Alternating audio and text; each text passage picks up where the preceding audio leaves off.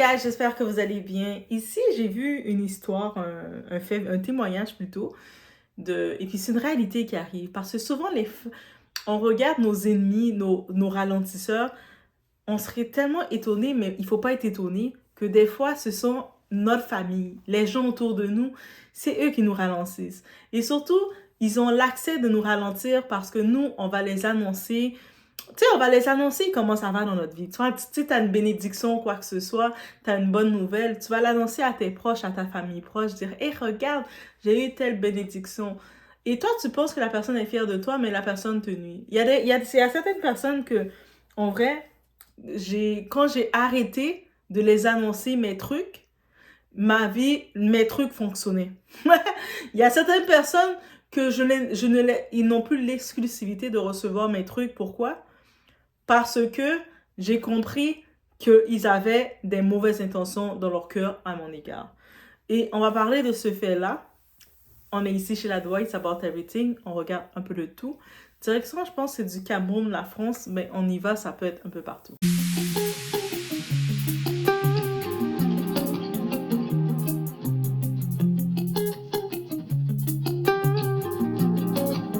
Il s'est battu tout seul. Malgré les appels qu'il a fait à ses parents, les parents ont dit qu'ils n'ont plus l'argent. Il faut qu'il se débrouille. Tu es déjà en France, débrouille-toi. Il a dit, ok, il n'y a pas de souci. En se débrouillant là, il a dû abandonner ses études. 2 ans plus tard, il fait la connaissance d'une fille maghrébine avec qui ils se sont arrangés un genre. Il a eu ses KO grâce à la fille. Là. Ils ont fait le Pax. Dès qu'il a eu ses papiers, il a fêté ça avec sa famille en disant que Dieu merci, j'ai maintenant les papiers. Dès qu'il a annoncé qu'il a les papiers, c'est comme si les gens n'étaient même pas contents qu'il a les papiers. On lui a seulement dit que, façon que tu as maintenant les papiers là, il faut faire venir ton petit frère Bouanga Jean-Baptiste. Bouanga Jean-Pascal dit que, aïe, je viens juste d'avoir les papiers, je vais faire venir Jean-Baptiste comme les parents disent que fais venir ton frère. Depuis que tu es parti là-bas, là, moi non pour rien manger, j'ai sacrifié ma plantation, j'ai sacrifié mon terrain, j'ai sacrifié mes tontines, j'ai sacrifié mes marmites pour t'envoyer en France. Puisque tu es là-bas et que nous on ne mange pas depuis que tu es là-bas, fais venir ton frère. Bouanga Jean-Pascal dit que ok, mais je fais venir mon frère avec tel argent. Les parents ont dit que nous-mêmes on va payer le billet, mais tu l'accueilles quand tu vas venir, mes chéris. Bouanga Jean-Pascal a dit ok, il n'y a pas de problème, je vais accueillir mon frère Bouanga Jean-Baptiste.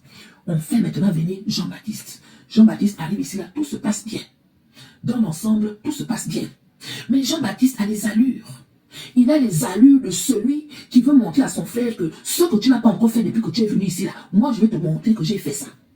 Depuis que tu es arrivé ici, là, les parents sont toujours dans la maison en planche. Depuis que tu es arrivé ici, là, les parents dorment toujours dans les mêmes conditions. Le temps que je suis ici, là, mes parents auront une grande maison. Donc Jean-Baptiste est toujours debout. Le pire dans l'histoire, c'est que quand il sort, il prend souvent les papiers de son frère, à l'insu de son frère. Le frère se promène comme ça, là. Il ne sait pas que son petit frère prend souvent ses papiers et c'est avec ça qu'il circule. Le pire dans l'histoire, c'est que pendant qu'il circule avec les papiers de son frère, il ne paye jamais les tickets de métro, il ne paye jamais les bus, il ne paye jamais aucun transport. Plusieurs fois, on a contrôlé Bouanga Jean-Baptiste. On lui a contrôlé plusieurs fois. Et à chaque fois, il présente la pièce de son frère. Un jour, il y a une bagarre qui a déclenché dans un bus entre les Wesh Wesh et les Wesh Wesh. On n'a même pas appelé Bouanga Jean-Baptiste. On ne l'a pas appelé. Voilà maintenant Bouanga Jean-Baptiste qui commence à dire que vous faites le bruit, là, vous faites le bruit. Les Wesh Wesh qui se discutaient. On demandait à Bouanga Jean-Baptiste que quand tu dis que nous on fait le bruit, tu veux dire quoi par là, mes chéris? Le gars a dit que je veux dire par là que vous faites le bruit, vous n'êtes pas seul dans le bus. Bagarre générale. La bagarre qui s'est faite dans le bus là, au lieu que Bouanga Jean-Baptiste se bagarre avec les Wesh Wesh, il est parti taper un vieux Whitey. Donc les Wesh Wesh te provoquent et toi tu pars taper un vieux Whitey. Il a tapé le vieux Whitey là pour faire comment? Pourquoi tu me regardes comme ça? Pourquoi tu me... Il a laissé les Wesh Wesh là qui étaient prêts à le bastonner pour aller taper le vieux Whitey. Le vieux Whitey a dit ok. À l'arrêt, comme si un genre. Bouanga Jean-Baptiste descend et il fait tomber la pièce d'identité de son frère. Le contrôleur a ramassé, le chauffeur de bus a ramassé. Le blanc là, mes chéris, qu'on a tapé là, il est parti porter plainte. En allant porter plainte, il a dit que c'est Bouanga Jean-Baptiste qui l'a tapé. On a convoqué Bouanga Jean-Pascal, là-bas, en tout cas, Pascal ou Baptiste. On a convoqué le propriétaire de la pièce d'identité. Il ne s'est pas présenté parce qu'il ne reconnaît pas. Il a trouvé une convocation, il ne reconnaît pas. Du jour au lendemain, le petit frère qui s'était bagarré est parti en aventure en Allemagne avec ses copains. Derrière lui, la police a débarqué chez le grand frère, le propriétaire de la pièce d'identité, en disant que ça fait plusieurs fois que vous ne payez pas les transports, ça fait plusieurs fois que vous dérangez les gens. Aujourd'hui, on va vous renvoyer dans votre pays parce que trop c'est trop. Il dit que je ne reconnais pas. Ok? Et la plainte que vous avez reçue, vous ne reconnaissez pas. Il dit que non, quelle plainte? Vous parlez de quoi? Mes chéris, mes chéris, mes chéris. Quand le gars arrive là-bas, le Whitey que son frère avait bastonné jure que c'est toi qui m'avais tapé. Le gars dit que mais non, je vous ai tapé quand le gars dit que si, c'est toi qui m'avais tapé, j'ai les témoins.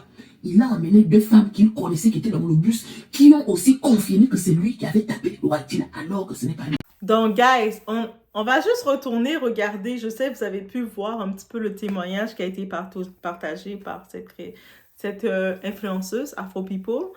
Et on retourne derrière, il y a plein de petits moments que j'ai eu des drapeaux rouges. Je ne sais pas si vous êtes comme moi. Dans les commentaires, n'hésitez pas de me dire où ce que vous avez fait. La première chose qu'on a, les familles. Les familles, des fois, ils mettent tellement la pression sur une personne, sur un individu, et que cette pression est toxique, malsaine et est un ralentissement. Donc, on peut comprendre la famille au pays, les parents, ils ont pris leurs économies, mais ils ont pris les économies à leur niveau qu'ils avaient pour envoyer leur fils, l'aîné, en France, en Occident. Et je sais qu'il y a beaucoup au pays, là, ils voient l'Occident comme étant le paradis. Même si tu vas dormir sur un pont, depuis que tu es en Occident, tu es au paradis, et ils vont mettre la pression que tu dois maintenant prendre en charge toutes les autres. Donc lui, on l'envoie, il a la possibilité d'aller en France, je pense que c'est en France. Il arrive en France comme étudiant. Quand il arrive, ils ont trouvé les moyens comme étant étudiant. On peut comprendre le mot. Et il n'a pas la possibilité. Eux autres, en Europe, au pays, ils pensent que dès que tu es en Occident, tu es riche. Des fois, je les parle, même si tu les dis, ah, ben là, c'est compliqué aussi pour moi, ils ne te croient pas. Moi, des fois, je parle à certaines cousines, certains cousins, je ne peux pas les dire si ça va bien, ça va pas bien pour moi parce qu'ils s'en fichent de mon état. Ils s'en fichent de moi parce que les autres, ils me disent, mais t'es au Canada, tout est supposé être beau pour toi, toi, t'es pas supposé avoir de problème. Donc, c'est pour ça que j'évite de les parler parce que d'essayer d'expliquer à des gens en 2025 que c'est pas parfait partout et que moi aussi, je peux avoir des problèmes et moi aussi, j'ai besoin d'avoir du support aussi. C'est compliqué. Fait que tant qu'à ça, je me dis, je te parle pas de déchets parce que tu me fais plus de mal qu'autre chose. Ah oui, ouais, devenu très radical. Et avec le temps, plus le temps arrive, plus je suis devenue encore plus radicale sur certaines choses. Là, ce type, il arrive en Occident pour étudier. Donc, ça veut dire qu'il n'a pas le visa pour aller travailler, quoi que ce soit. C'est pour étudier. Et tout de suite, il réalise que ça ne va pas le faire. Donc, quand tu arrives là-bas, tu dois avoir un endroit où ce que tu vas être hébergé, tu dois être nourri. Et tout ça qui vient en compte, tu te rends compte que ça ne va pas le faire. Tu sais, en vrai, ça ne va pas le faire. Et là, la famille, eux autres, ils n'avaient pas l'argent pour ça. Techniquement, si cette famille-là était intelligente ou avait un minimum de quelque chose, ils ne mouillaient pas pour l'Occident. Ils auraient, au lieu de prendre l'argent t'envoyer pour aller te brûler, ils auraient pris l'argent, essayé de créer une entreprise, investir dans l'agriculture, travailler la terre, comme nos ancêtres nous ont eu leurs bénéfices, leurs forces. Ils auraient essayé de créer quelque chose. Mais eux autres, ils vont prendre tout l'argent, faire tous les prêts, ils t'envoient, mais quand tu arrives sur place, tu n'as aucune possibilité. Et là, rapidement, il a compris qu'il ne pouvait plus étudier. Quand tu arrives à l'école, si tu es en retard dans les paiements, il te laisse pas rentrer dans tes cours. Donc, il a été obligé, après même pas quelques temps, laisser tomber l'école. Et là, pendant ce temps-là, il essaie de chercher des petits boulots, mais il est en situation irrégulière parce que le but, c'était qu'on le permettait de venir en France pour étudier, mais il ne peut pas étudier parce qu'il n'a pas l'argent pour payer l'école. Donc, il commence à chercher des petits boulots jusqu'à ce que le côté d'immigration et tout se rend compte, préfecture, se rend compte qu'il n'est pas en situation de régularité et qu'il doit quitter le territoire. Tu nous as demandé de venir chez nous pour étudier, mais tu n'étudies pas. On n'a plus besoin de toi, dégage. Et là, il est dans la pression. Et là, la famille qui l'ont envoyé, les gens autour, ils sont au courant. Parce que même quand on voit quelqu'un qui est à la rue, c'est comme l'histoire de Hassan un peu. On voit quelqu'un comme ça qui est à la rue. Vous pensez qu'il est seul au monde et tout. Sa famille au pays sont très bien, ils sont au courant de ça, mais ils s'en fichent. Eux autres vont juste être là pour ça quand il a l'argent et tout. That's the thing about those families in the country. Les familles dans les pays, c'est comme ça qu'ils pensent la plupart. Pas toutes, mais la plupart. Et là, maintenant, on voit le mal que ça arrive. Là, ce type, il n'a pas baissé les bras. Il a quand même essayé de se démêler, faire ses trucs, trouver ses petits boulots, faire ses trucs. Il a rencontré l'amour et j'imagine qu'il a rencontré une femme et j'imagine que ce qui l'a aidé, il a été honnête avec elle. Il lui a dit sa situation et cette femme-là a décidé de l'aider. Parce que quand tu es honnête, quand tu viens, t'as pas de papier, t'es pas régulier, la meilleure chose que tu peux mettre avec toi, c'est ton honnêteté. C'est juste ça que tu as le droit de donner à cette personne. Tu lui dis, tu sais quoi, moi actuellement, voici ma situation et au moins la personne, si elle décide de t'aider, elle t'aide de pleine connaissance de cause. Il y a beaucoup de gens, vous n'avez pas de papier, vous êtes des malhonnêtes, vous allez en enfer. Mais lui, il a eu cette petite bénédiction, il est super content. La fille l'a aidé, la femme l'a aidé. Il a eu des papiers, il a régularisé sa situation. Et bien entendu, il a fait de la bêtise que beaucoup d'entre nous ont fait concernant la famille. Il a appelé sa famille pour dire « Hey! David, quoi? » La famille, ils sont « Ouais. » Finalement, vous savez que je galérais, j'étais en mode de voir qu'on me renvoie au pays, j'avais pas mes papiers. Je viens de régulariser ma situation, j'ai mes papiers maintenant, je suis régulier. Il a promis, déjà dans l'histoire qu'on dit, que de témoignage, il a senti quelque chose. Quand il annonçait sa nouvelle, les gens qui recevaient la nouvelle n'étaient pas contents pour lui. Moi, je vais déjà vous dire combien de fois que vous avez une nouvelle ou quelque chose que vous annoncez, il y a des gens que vous allez l'annoncer et vous allez voir la personne n'est pas contente pour vous. La personne ne va pas vous le dire « je suis pas contente pour toi », mais sa réaction est très froide. La personne va être limite comme « ah, ok », limite comme « c'est juste ça que tu veux m'annoncer », mais elle n'est pas contente pour vous. Parce que cette personne a fait des incantations. Avant de dormir le soir, elle priait pour votre chute.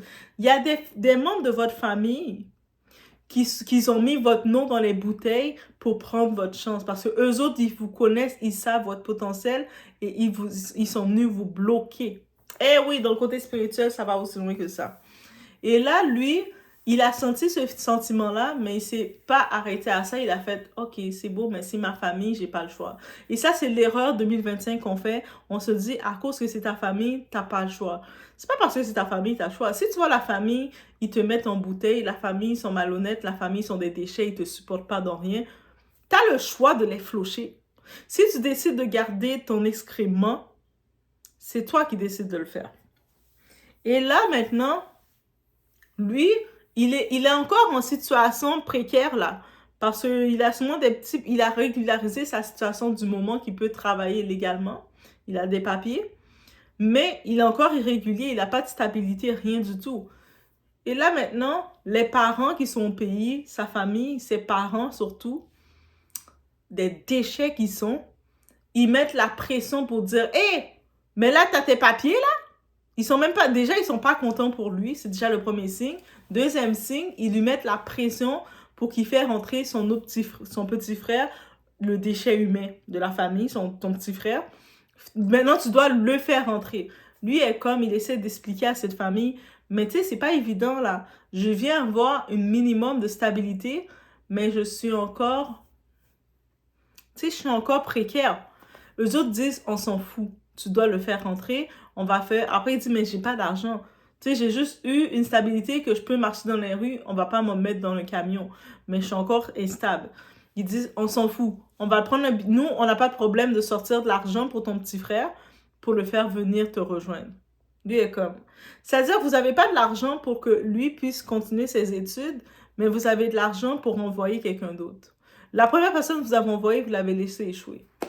Et c'est comme ça, l'inconsidération de la famille. Quand la famille ne te considère pas, ils veulent juste t'exploiter, c'est ça. Et là, maintenant, le type, il accepte, il n'a pas le choix d'accepter. Qu'est-ce que tu veux? Il a la dette envers sa famille. Et là, il y a son frère qui arrive. Son frère, déjà, il sent le sentiment qu'il le méprise. Parce que vous savez, moi, je me rappelle, il y avait ce type-là. Oui, ce type-là, il est au pays, il fait rien. il avait la possibilité d'étudier quelque chose technique, il allait étudier journaliste. Il fait pas d'article, il a pas de blog, il essaie pas de montrer son intérêt dans le journalisme, dans rien du tout. Il a aucune conception de communication parce qu'il sait pas communiquer. Lui, ce type-là, par contre, quand tu l'entends parler, moi, quand je vais arriver, moi, quand je vais être au Canada ou quand je vais être aux États-Unis, je vais être un big boss. Moi, là, Elon Musk, je vais faire plus d'argent que lui. Par contre, il oublie que Elon Musk, avant d'arriver aux États-Unis, en Afrique du Sud, où est-ce qu'il est né, il était riche déjà. Il avait déjà quelque chose. Ça, il oublie ça.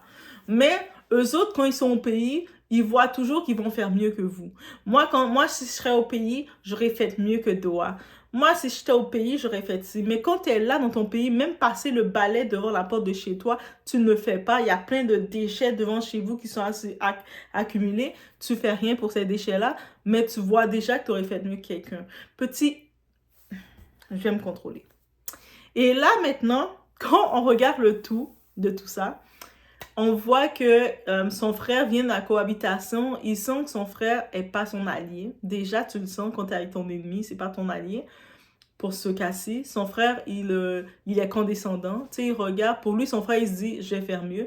Pourtant, son frère a un caractère de cochon. Son frère, quand il sort à l'extérieur, en plus, son frère est malhonnête. Il prend ses pièces d'identité à son frère. Et déjà, il faut arrêter de donner l'accès aux gens.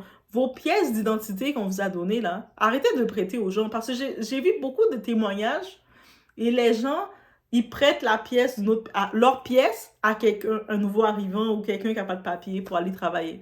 Mais vous êtes des malades. Ou sinon, celles-là, les mamans caca, moi je vous appelle comme ça, maman caca.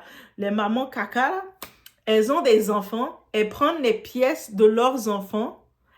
C'est vraiment, j'ai vu ce témoignage-là, elles prennent les pièces d'identité de leurs enfants et elles le prêtent à des nouveaux arrivants qui n'ont pas de papier, qui sont illégaux, qui sont en situation d'irrégularité. Et quand j'ai entendu ça, j'étais choquée. Et puis quand elles font ça, ces personnes-là, ils ont accès à l'identité de ton enfant. Ils peuvent faire n'importe quoi au nom de ton enfant. Quelle malédiction que tu mets. Au lieu que tu es le parent, que tu dois t'occuper et protéger ton enfant, tu donnes l'identité, le numéro social de ton enfant. Et puis des fois, ces personnes-là, ils en profitent. Ils demandent, ils prennent leur téléphone, c'est-à-dire leur téléphone. Quand vous savez, on prend un téléphone en Occident, la plupart du temps, on doit prendre son contrat. Donc, ils prennent le contrat au nom de votre enfant. Ils payent, ils peuvent payer, mais s'ils décident de ne pas payer, ça ne va pas les toucher à rien. Et quand le temps qu'ils font ça, ils utilisent les papiers d'autres personnes. Le temps, eux autres, ils restent vierges complètement, sans aucun dossier. Et puis quand ils ont leur papier, on va voir ces personnes-là, ils vont être très sensibles avec leur identité. Eux autres, là, si on demande à ces personnes-là, hey, tu peux prêter à quelqu'un ta carte, ils vont dire jamais. Mais pourtant, eux autres, ils prenaient la carte des gens. J'avais vu ce témoignage-là. Tu sais, c'est comme une femme, quand elle est rentrée en France, elle empruntait les cartes d'identité d'une autre de ses amies qui était déjà là. Et son amie était bien bête et trop bête. Elle lui donnait ses cartes. Elle prenait même la carte de son amie pour aller voyager, aller tel endroit, en Suisse, un peu partout. Si elle se faisait prendre, elle aurait pu faire un crime, faire n'importe quoi au nom de son amie. Est-ce que vous comprenez? Et là, quand je vois ça, je suis comme, OK. Et là, quand plus tard, elle a ses papiers, elle a un dossier bien vierge, bien beau, quand quelqu'un l'a demandé de lui donner ses cartes, c'est sûr qu'elle a dit, mais non, c'est un risque. Si je fais ça, et puis la personne, déjà, il travaille, c'est à mon nom, et elle a compris le danger. Et j'ai dit, mais c'est sûr, tu vas comprendre le danger, mais tu utilisais la carte des gens et j'ai compris que c'est vraiment grave. Et puis je me dis, vous aidez pas la communauté en faisant ça, vous aidez pas, vous déjà avant d'aider quelqu'un, aide-toi toi-même. Comment tu prends ta pièce d'identité qui est reliée à ton nom, tu le donnes à un autre individu? Non! You're not getting it. Tu vas pas avoir les pièces d'identité de Doha. Désolé. Et bref, et dites-vous que même la personne que vous aidez, cette personne-là va pas faire ça pour autrui, là. Vous aidez pas ça en faisant ça. J'espère que le système va... C'est pour ça que quand maintenant on met les empreintes digitales, les systèmes, le test avec la rétine, on y va plus deep. c'est une très bonne chose parce qu'il y a eu trop d'abus dans le système. Quand je regarde, en plus maintenant, les gens qui ont fait l'abus, ils font des témoignages sur les réseaux. Tout est là. C'est-à-dire, quand je vois ces témoignages-là, je suis tellement choquée, guys. Je suis comme, c'était tout ça.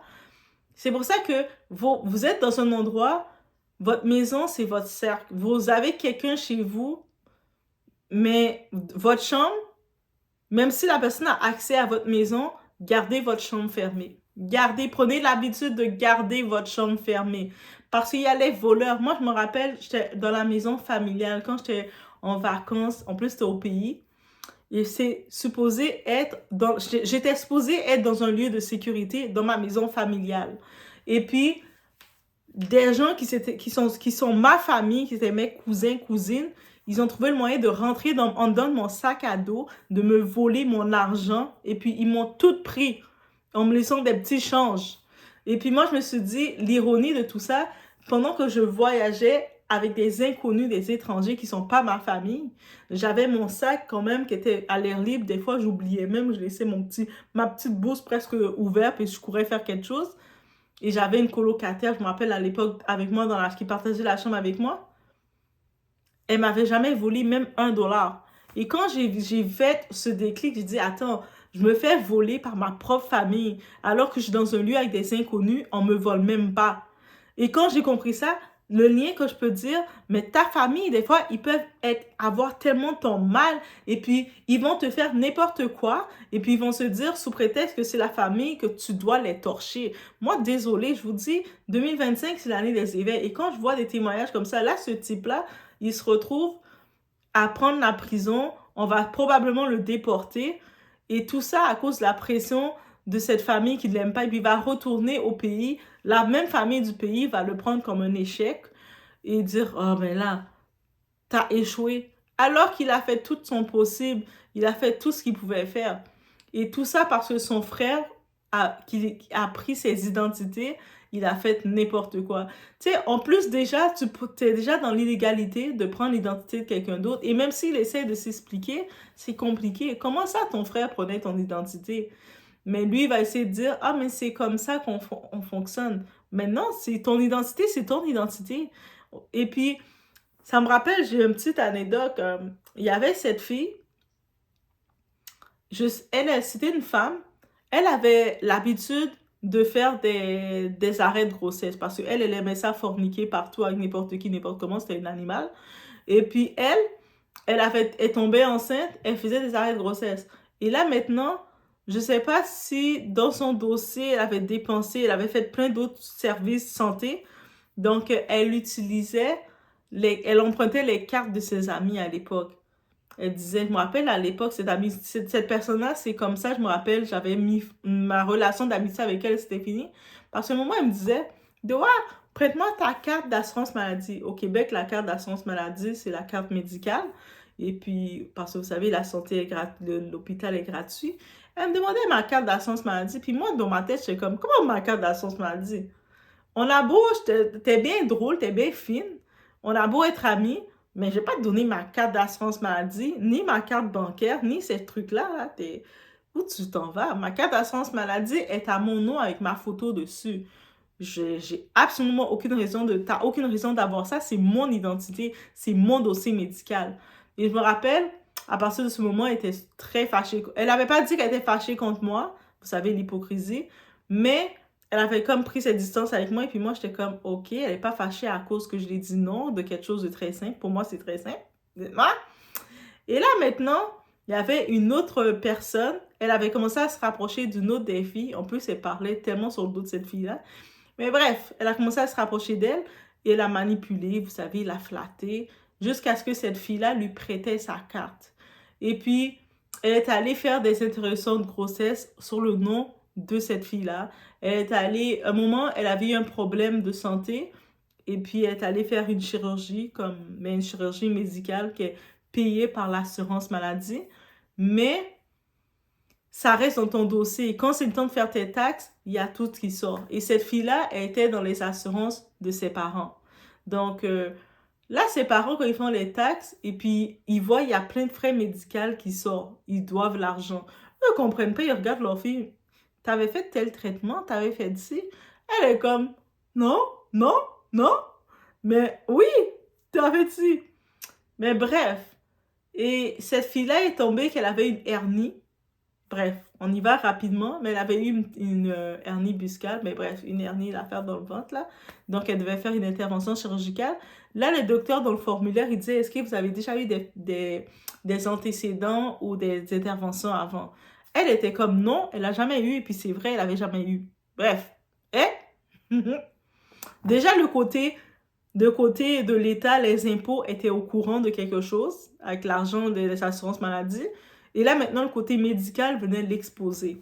Là, quand elle a dit non dans le formulaire, quelques temps plus tard, le docteur est venu la voir dire, mais tu nous as pas dit, mais on voit dans ton dossier, elle est sortie. Et puis, t'as déjà eu telle opération pour ci, t'as eu ça, t'as eu ça, t'as eu ça. Là, maintenant, t'as dépassé le montant pour l'année. Elle est comme, elle essaie de contester. Non, j'ai jamais eu. Mais non, mais on voit ton dossier, regarde, c'est ton nom, il y a telle date, les dates sont sorties. Et là, après, elle s'est rendue compte que oui, en effet, elle avait prêté sa carte et c'est ça qui s'est passé. Elle s'est sentie tellement bébête, elle a compris que, après, comme elle a dû contester, dire que non, mais c'est une amie qui avait volé ma carte. Tu sais, c'est sûr qu'elle a essayé de dire c'est une amie, mais bref, dans tous les cas, elle a compris après que non, je prête pas mes pièces et puis je protège mes pièces. C'est-à-dire que si vous êtes dans votre maison, vous avez l'habitude de recevoir des gens chez vous, mais vos pièces, votre identité, gardez-le dans une pièce fermée ou dans un endroit sûr. Même si vous êtes dans une chambre partagée avec des gens, prenez-vous un tiroir à clé et puis mettez toutes vos pièces d'identité dedans. Si vous êtes tout seul chez vous, c'est correct, vous allez pouvoir tout mettre chez vous. Mais prenez même pas de chance, guys. Guys, prenez pas de chance. Je vous laisse sur ce, mais hey, c'est un bon jasage. Mais on se voit aux prochaines vidéos, guys. Faites attention à vous.